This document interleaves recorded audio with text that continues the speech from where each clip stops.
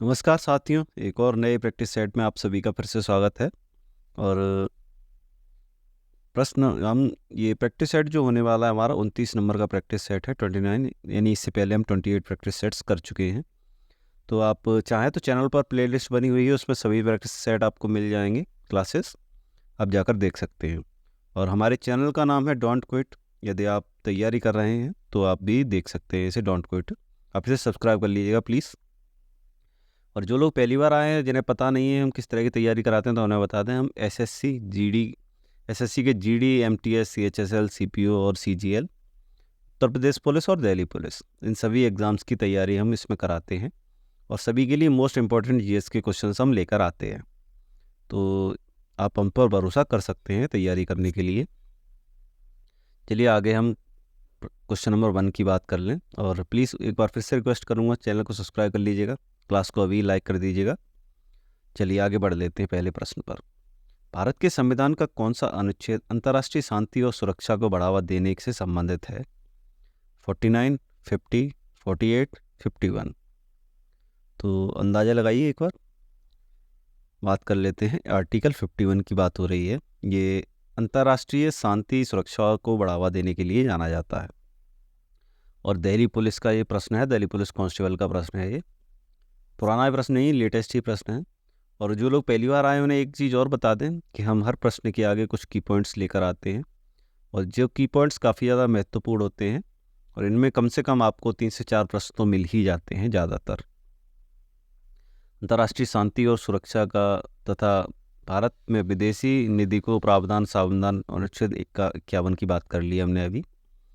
अनुच्छेद 49, राष्ट्रीय महत्व के स्मारकों, स्थानों और वस्तुओं का संरक्षण 49 में है। 48 की बात करें तो कृषि और पशुपालन का संगठन इसमें बताया गया है। आर्टिकल 50, कार्यपालिका से न्यायपालिका का पृथक्करण, आर्टिकल 50 में बताया गया है। मैंने बोला था जैसा कि 3 से 4 मिल जाते, तो 3 तो आपको मिल ही गए आर्टिकल्स। प्रश्न नंबर 2, भारतीय संविधान का निम्नलिखित में से कौन सा अनुच्छेद अंतर्राष्ट्रीय शांति और सुरक्षा में के प्रचार से संबंधित है? 51, 47, 40, 43।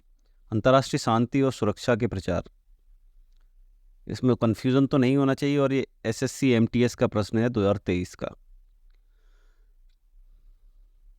इस प्रश्न की बात हमने जस्ट की है, तो ज़्यादा कन्फ्यूज नहीं होंगे। आर्टिकल 51 की ही बात की जा रही है इसमें भी। इसकी भी देख लेते हैं। आर्टिकल 40, ग्राम पंचायतों का गठन बताया गया है। आर्टिकल 43 में कर्मकारों के लिए निर्वाह मजदूरी का प्रावधान एवं कुटीर उद्योग का विकास 43 में है। एंड 47, दोस्तों बात कर ले 47 की, तो पोषाहार स्तर और जीवन स्तर से को ऊंचा करना और लोक संस्थान में सुविधा प्रदान करना, सुधार करने का राज्य का कर्तव्य है, ये बताया गया 47 में। तो जिन्हें नहीं पता वो बता दें हम कि अभी ये सभी क्वेश्चंस नीति निर्देशक तत्वों पर बेस्ड हैं। धीमे धीमे इनसे आगे बढ़ते जाएंगे, पॉलिटी का सेशन है ये। चलिए प्रश्न नंबर 3, भारत में निम्नलिखित में से कौन सा राज्य के नीति निर्देशक सिद्धांतों का गांधीवाद सिद्धांत है? समान काम के लिए समान वेतन, समान नागरिक संहिता का संरक्षण, न्यायपालिका को कार्यपालिका से अलग करना, ग्राम पंचायतों का गठन। ऑप्शन नंबर डी इसका सही उत्तर है, ग्राम पंचायतों का गठन इसका सही उत्तर है। और सीएचएसएल 2023 का प्रश्न है ये भी। चलिए आगे बढ़ लेते हैं। संविधान के भाग 4 के अनुच्छेद 36 से 51 तक राज्य के नीति निर्देशक सिद्धांतों को शामिल किए गए हैं। आर्टिकल 40 की बात करें तो ग्राम पंचायतों का गठन करना इसमें बताया गया है।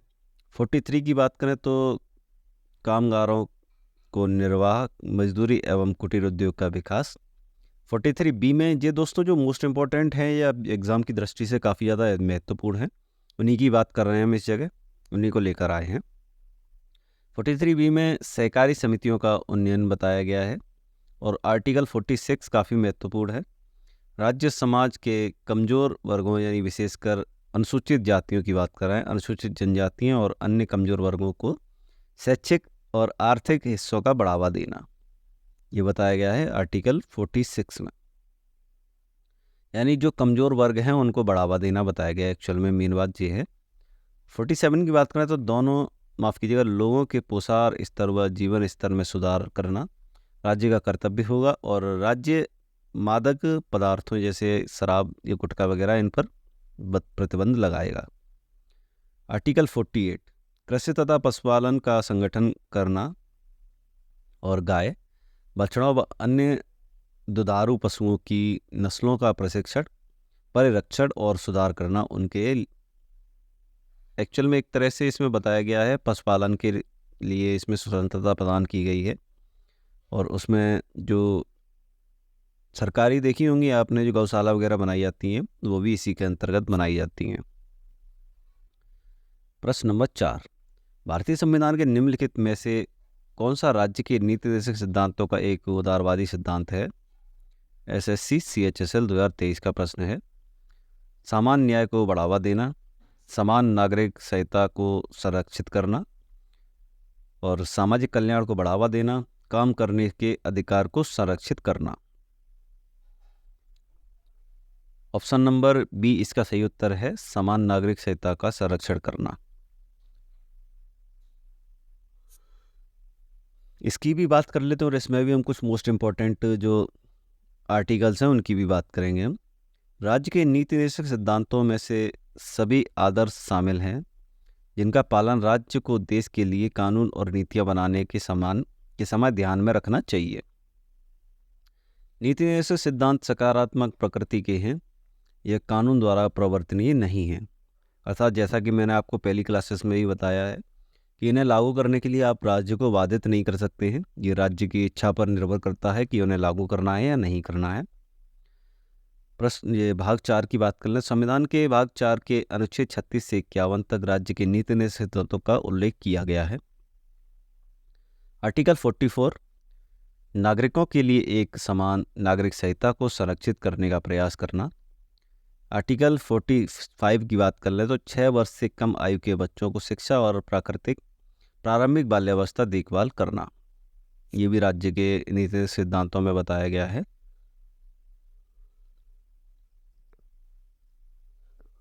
अब आता है आर्टिकल 48, ये भी मोस्ट इम्पॉर्टेंट है, कृषि और पशुपालन का संगठन करना। जैसा कि अभी हमने बताया था, दुधारू पशु वगैरह से रिलेटेड था जो। अनुच्छेद 48A, पर्यावरण के संवर्धन और संरक्षण का प्रयास करना और वनों एवं वन्य जीवों की रक्षा करना, ये 49A में बताया गया है। माफ कीजिएगा 48A में। और आर्टिकल 49 की बात करें तो राष्ट्रीय महत्व के स्मारकों, संस्थानों व वस्तुओं का संरक्षण करना बताया गया है। आर्टिकल 50 है नेक्स्ट, कार्यपालिका का न्यायपालिका से पृथक्करण बताया गया है। आर्टिकल 51, अंतर्राष्ट्रीय शांति और सुरक्षा। चलिए आगे बढ़ लेते हैं अगले प्रश्न की ओर। प्रश्न नंबर 5, यह है भारतीय संविधान के राज्य के नीति निर्देशक सिद्धांतों की श्रेणी में निम्नलिखित में से शामिल नहीं किया गया है। नेहरूवादी, समाजवादी, उदारवादी, गांधीवादी। इसमें बात हो रही है नेहरूवादी की बात हो रही है, इन्हें शामिल नहीं किया गया है। और CHSL 2023 का प्रश्न है।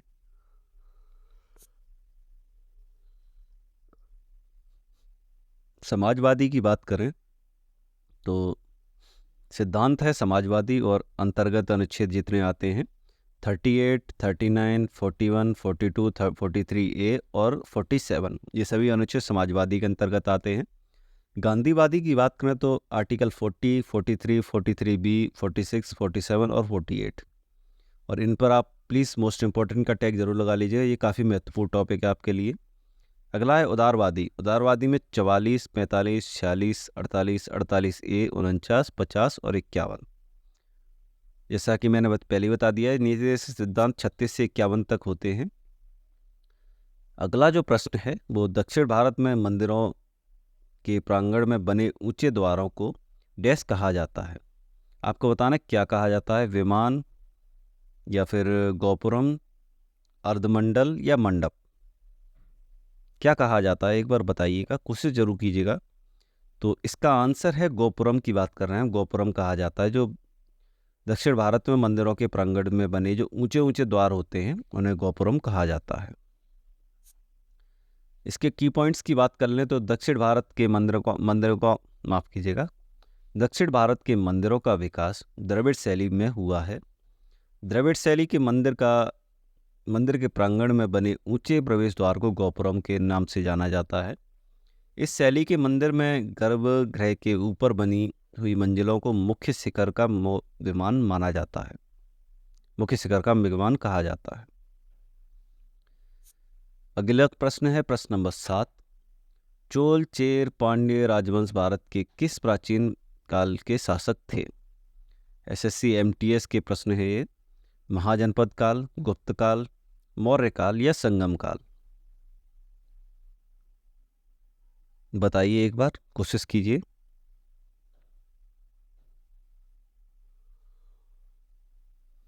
एक बार देख लेते हैं प्रश्न को दोबारा। चोल, चेर, पांड्य राजवंश जो थे ये भारत के किस प्राचीन काल के शासक थे? तो संगम काल का बात की जा रही है, इसके शासक थे, और ये एमटीएस 2023 का प्रश्न है। चोल, चेर, पांड्य राजवंश भारत के संगम काल के शासक थे, और संगम साहित्य के अनुसार चेरों का राज्य जो था दक्षिण पश्चिम से चोल और राज्य उत्तर पूर्व में तथा पांड्यों का राज्य दक्षिण पूर्व में स्थित था। संगम काल के तीनों राज्यों में चोल राज्य सर्वाधिक शक्तिशाली था। आगे बात करते हैं इनके सर्वाधिक शक्तिशाली जो चोल शासक थे। और चेर शासकों का जो चिन्ह था वो धनुष था। ये भी काफ़ी ज़्यादा महत्वपूर्ण है, सीधा सीधा एग्जाम में पूछ लिया जाता है कि चेर शासकों का जो प्रतीक चिन्ह था वो क्या था। तो धनुष उनका प्रतीक चिन्ह था। और चोल शासकों का राजकीय चिन्ह जो था वो था बाघ, और पांड्य राज्य के जो प्रतीक चिन्ह था वो कार्प था। एक प्रकार की मछली है ये जो कार्प है, उसकी वो चिन्ह था इनका प्रतीक। प्रश्न नंबर 8। तंजावुर में बृहदेश्वर मंदिर का निर्माण डैश ने करवाया था? राजेंद्र प्रथम, विजयालय, राजराज प्रथम और आदित्य प्रथम। ये भी आप देख सकते हैं एमटीएस में आया हुआ है और दो बार आया हुआ है। 2019 में भी आया है, 2023 में भी आया है। और इसके आंसर की बात कर लें तो ऑप्शन नंबर सी इसका सही है, राजराज प्रथम। की पॉइंट्स की बात कर लें अगर तो तंजौर में बृहदेश्वर मंदिर का निर्माण चोल शासक राजराज प्रथम ने करवाया था। इस मंदिर को राजराजेश्वर प्रथम ने कहा जाता है, माफ़ कीजिएगा, इस मंदिर को राजराजेश्वर मंदिर के नाम से भी जाना जाता है। प्रश्न नंबर 9। चोल प्रशासन में डैश गरीबों में सदन होती है? माफ़ कीजिएगा, गलत पढ़ लिया मैंने। चोल प्रशासन में डैश गांवों में सदन होती है जो मुख्य रूप से ब्राह्मणों द्वारा बसाई गई थी? माफ़ कीजिएगा, नागराम, सभा और उर या सिल्क, माफ़ कीजिए खिल्य। और ये सीजीएल का प्रश्न है, थोड़ा सा टफ तो है, और 2023 का प्रश्न है ये। सभा की बात हो रही है, ऑप्शन नंबर 20 का सही उत्तर है सभा। इसके की पॉइंट्स की बात कर लें। आज की जो की पॉइंट्स हैं दोस्तों काफ़ी ज़्यादा महत्वपूर्ण होने वाले हैं आज की क्लास के। काफ़ी ज़्यादा उनमें डिटेल में आंसर्स बताए गए हैं और क्वेश्चंस भी एक्स्ट्रा ही हैं उनमें। ये है उत्तर मेरू शिलालेख में चोल कालीय साम्राज्य में ग्राम की कार्यकारिणी समितियों की क्रिया प्रणाली की जानकारी प्राप्त होती है। ग्रामों में 2 संस्थानों कार्यरत थीं, उर और सभा। उर की बात कर लें अगर तो यह संस्था सामान्य लोगों की संस्था थी। उर की बैठक में सभी ग्रामवासी भाग लेते थे। और जो सभा थी दोस्तों वो थोड़ी सी हाई लेवल की थी। यह ब्राह्मणों को दान में दिए गए ग्रामों यानी उग्रहार की बात कर रहे हैं, अग्रहार में होती थी। और ये अपनी समितियां जिन्हें वारियम कहा जाता था और माध्यम से कार्य करती थी।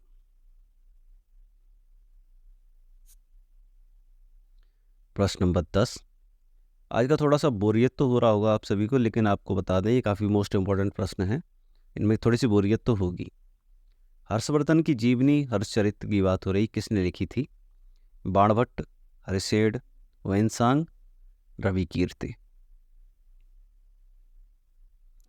तो बाणभट्ट इसका सही उत्तर है, ऑप्शन नंबर ए की बात हो रही है। हर्षचरित्र जो लिखी थी, हर्षचरित्र वो बाणभट्ट ने लिखी थी।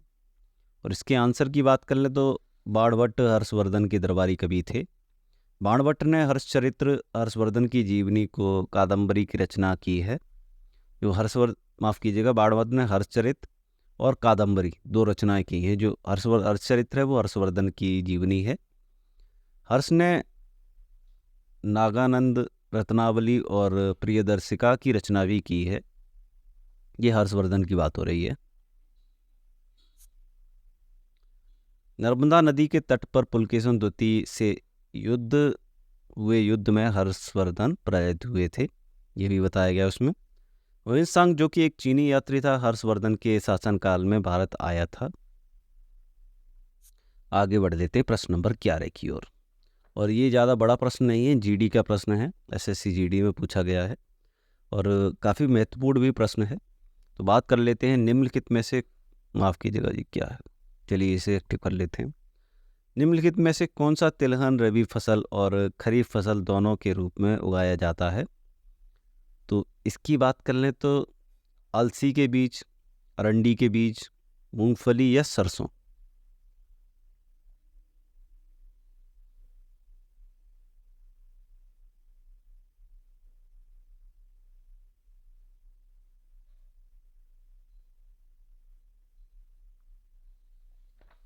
एक बार दोबारा पढ़ते हैं क्वेश्चन को जी।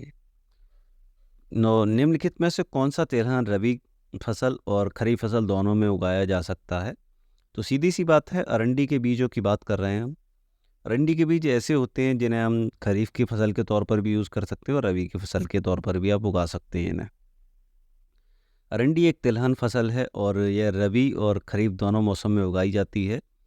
खरीफ की मुख्य फसल है कपास, मूंगफली, धान, बाजरा, मक्का, शकरकंद, उड़द, मूंगफली, माफ़ कीजिएगा, मोठ लोबिया, गन्ना, सोयाबीन, भिंडी, जूट, सनई आदि। उम्मीद करते हैं आपको सभी खरीफ की फसलों की जानकारी हो गई होगी। महत्वपूर्ण जो है वो यही है। रबी की जो मुख्य फसलें हैं उनकी बात कर लें तो गेहूँ, जौ, आलू, चना, मसूर, अलसी, मटर, सरसों, मूंग, सूरजमुखी आदि। अब एक बच्चा आगे जायद। जायद की बात कर लें तो तरबूज, खरबूज, ककड़ी, खीरा व साग सब्जी, ये सभी जायद की फसलें हैं। एक तरह से पानी वाली फसलें भी आप कह सकते हैं। प्रश्न नंबर 12, अतः उष्णकटिबंधीय अभिसरण क्षेत्र में क्या होता है?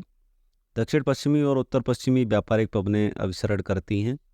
दक्षिण पूर्वी और उत्तर पश्चिमी व्यापारिक पवनें अभिसरण करती हैं, या फिर दक्षिण पश्चिमी और उत्तर पश्चिमी व्यापारिक पवनें विचरण करती हैं, या दक्षिण पूर्वी और उत्तर पूर्वी व्यापारिक पवनें अभिसरण करती हैं। तो एक बार इसका आंसर देखेंगे और ये आप देख पा रहे हो जीडी का प्रश्न है, ज़्यादा हाई लेवल का नहीं है।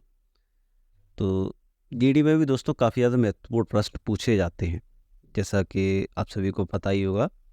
और इसका आंसर है ऑप्शन नंबर डी, दक्षिण पूर्वी और उत्तर पूर्वी व्यापारिक पवनें अभिसरण करती हैं यहाँ पर उष्णकटिबंधीय वनों में। अतः उष्णकटिबंधीय जो अभिसरण क्षेत्र हैं ITCZ भूमध्य रेखा के समीप का क्षेत्र होता है। इस क्षेत्र में दोनों गोलार्धों में स्थित उष्णकटिबंधीय वायुदाब कटिबंधीय से आने वाली दक्षिण पूर्वी और उत्तर पूर्वी व्यापारिक पवनों का अभिसरण होता है। प्रश्न नंबर 13, तारामंडल उर्सा मेजर की बात हो रही है, के नाम से जाना जाता है? The tea queen, the great pier, Hunter या channel Madden. Option number B इसका सही आंसर है। दी ग्रेट पियर की बात कर रहे हैं, इसे इसके नाम से जाना जाता है, उर्स मेजर के नाम से जाना जाता है इसे। अंतरिक्ष में कुछ तारे सुंदर आकृतियों के रूप में व्यवस्थित होते हैं, इन आकृतियों को तारामंडल कहते हैं। सप्तऋषि तारामंडल को उर्सा मेजर के नाम से जाना जाता है और द ग्रेट बियर के नाम से भी जाना जाता है, या बिग बियर या तारा, ये इसके 3 नाम होते हैं, उर्सा मेजर या फिर द ग्रेट बियर या फिर बिग बियर के नाम से इसे जाना जाता है। आगे बढ़ लेते हैं। प्रश्न नंबर 14, भारत में हरित क्रांति 1960 के दशक में के अंत में शुरू हुई थी, तो उसकी बतानी है कहाँ से शुरू हुई थी? आंध्र प्रदेश से, महाराष्ट्र से, पंजाब से, उत्तराखंड से। तो इसका आंसर मैं दोस्तों लास्ट क्लासेस में भी डिस्कस कर चुका हूँ। पंजाब की बात कर रहे हैं हम, और ये एसएससी जीडी का प्रश्न है। आगे देखते हैं इसके बारे में और डिटेल्स में। भारत में हरित क्रांति 1960 के दशक में के अंत में मुख्य तौर पर पंजाब, हरियाणा, उत्तर प्रदेश में शुरू हुई थी। हालांकि इसे सबसे पहले पंजाब में शुरू किया गया था। जैसा कि ये चीज़ मैं पहले भी डिस्कस कर चुका हूँ पुरानी क्लासेस में भी। भारत में हरित क्रांति के जनक एम एस स्वामीनाथन को माना जाता है। विश्व में नॉर्मन बोरलॉग को माना जाता है हरित क्रांति के जनक के रूप में। प्रश्न नंबर 15, विश्व में जल संसाधनों में भारत का अंश कितना है? 8%, 15%, 10% या 4%? और जीडी का प्रश्न है, ये भी जीडी 2023 का प्रश्न है। इसका सही आंसर है 4%। आइए तो आगे देखते हैं थोड़ा सा 4% कैसे है, क्या है इसमें। विश्व के कुल जल संसाधन मात्र 4% भाग ही भारत में उपलब्ध है। भारत में एक वर्ष में वर्षण के से प्राप्त कुल जल की बात करें तो 4000 क्यूबिक किलोमीटर है। पश्चिम बंगाल जल निकायों की संख्या के मामले में शीर्ष पर स्थित है। और इसकी और बात करें तो पृथ्वी पर लगभग 3% पानी ही पीने योग्य है। चलिए आगे अगले प्रश्न पर आते हैं। प्रश्न नंबर 16, भारत की पंचवर्षीय योजना केंद्रीकृत आर्थिक और सामाजिक विकास कार्यक्रम में थे जो देश में प्रचलित हुए थे। अमेरिका में, सोवियत संघ में, जर्मनी या नॉर्वे? सीधी सी बात है, ऑब्वियसली सोवियत संघ की बात की जा रही है, तो काफ़ी बार हम पढ़ भी चुके हैं लास्ट क्लासेस में। चलिए आगे बढ़ लेते हैं। भारत में पंचवर्षीय योजना यूएसएसआर, सोवियत संघ, समाजवादी गणराज्य से प्राप्त की गई है और इसे सोवियत संघ के रूप में जाना जाता था। यह रूस और उसके आसपास देशों से मिलकर बना था। प्रश्न नंबर 17, स्वर्ण जयंती ग्राम स्वरोजगार योजना SGSY में शुरू की गई थी। 99, 97, 95 या 96?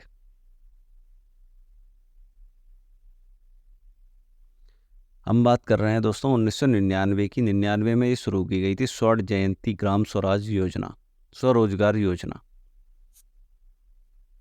स्वर्ण जयंती ग्राम स्वराज योजना SGSY की बात कर रहे हैं तो 1999 में प्रारंभ की गई थी। और स्वर्ण जयंती शहरी रोजगार योजना की बात करें तो SGSRY की बात कर रहे हैं तो ये 1997 में शुरू की गई थी। अगला 18वां प्रश्न है जो मनरेगा से संबंधित है। ग्रामीण परिवार को प्रतिवर्ष दिनों का रोजगार प्रदान करना है। 120, 100, 90 या 150? आपने एक स्लोगन सुना होगा 100 दिन रोजगार गारंटी, तो वो इसी का था, मनरेगा का ही 100 दिन रोजगार गारंटी की बात की गई थी। अगला है दोस्तों, आगे की पॉइंट्स की बात कर ले तो राष्ट्रीय ग्रामीण रोजगार गारंटी अधिनियम की बात कर रहे हैं। वर्ष 2005 में अधिनियमित किया गया था। बाद में वर्ष 2009 में इसका परिवर्तन कर महात्मा गांधी राष्ट्रीय रोजगार गारंटी अधिनियम कर दिया गया था।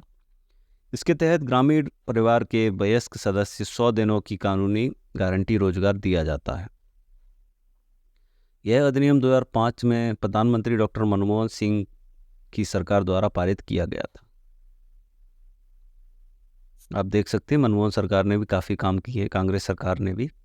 प्रश्न नंबर 19, वह न्यूनतम राशि क्या है जिसे RTGS real time gross settlement के माध्यम से प्रेषित किया जाता है? 2 लाख, 20,000, 5 लाख या 30,000? और ये भी MTS का प्रश्न है। MTS में भी अच्छे खासे लेवल के प्रश्न आते हैं, लो लेवल के प्रश्न ज़्यादा नहीं आते हैं। तो ऑप्शन नंबर ए इसका सही उत्तर है। 2 लाख की बात कर रहे हैं हम। न्यूनतम राशि है ये RTGS के थ्रू। RTGS का न्यूनतम राशि है RTGS 2 लाख रुपए वह राशि है जो RTGS द्वारा, और RTGS की फुल फॉर्म है रियल टाइम ग्रॉस सेटलमेंट के माध्यम से प्रेषित किया जाता है, अर्थात भेजी जाती है ये। प्रश्न नंबर 20, और ये आज की क्लास का लास्ट प्रश्न होने वाला है। इंपीरियल बैंक ऑफ इंडिया के राज्य के स्वामित्व में पारित होने के बाद भारतीय राष्ट्रीय बैंक का किस वर्ष बनाया गया था? 47, 65, 55 या 50? इसका दोस्तों मैं आप सभी से आंसर एक्सपेक्ट करता हूं क्योंकि ये काफ़ी ज़्यादा महत्वपूर्ण प्रश्न है। इस पर आप पक्का स्टार लगा लीजिएगा। 1955 में बात कर रहे हैं। तो इंपीरियल बैंक के जो और इसकी बात कर रहे हैं। इंपीरियल बैंक को दोस्तों बनाया गया था, फिर बाद में उसे स्टेट बैंक में तब्दील कर दिया गया था। इंपीरियल बैंक 1921 में बनाया गया था, जिसका मुख्यालय मुंबई में था, और 1 जुलाई 1955 में इसे ही दोस्तों स्टेट बैंक ऑफ इंडिया के नाम से कन्वर्ट कर दिया गया था, और इसे राष्ट्रीयकरण भी किया गया था इसका उसी समय। चलिए, जो लोग दोस्तों अभी तक क्लास में बने हुए हैं उनसे रिक्वेस्ट है कि प्लीज़ सब्सक्राइब करके जाइएगा चैनल को, और क्लास को लाइक भी करके ही जाइएगा। और यदि आपकी कोई भी डाउट है तो उन्हें प्लीज़ कमेंट सेक्शन में ज़रूर पूछिएगा। उम्मीद करेंगे कि आप लाइक करके ही जाएंगे, और सब्सक्राइब भी कर लीजिएगा, और बेल नोटिफिकेशन जो होता है उसे भी आप एनेबल कर दीजिएगा, क्योंकि जो क्लासेस की नोटिफिकेशन है फिर आपको सबसे पहले मिल जाएंगे। चलिए, आज के सेशन को यहीं समाप्त करते हैं। मिलते हैं एक और नए सेशन में नए क्वेश्चंस के साथ में। धन्यवाद।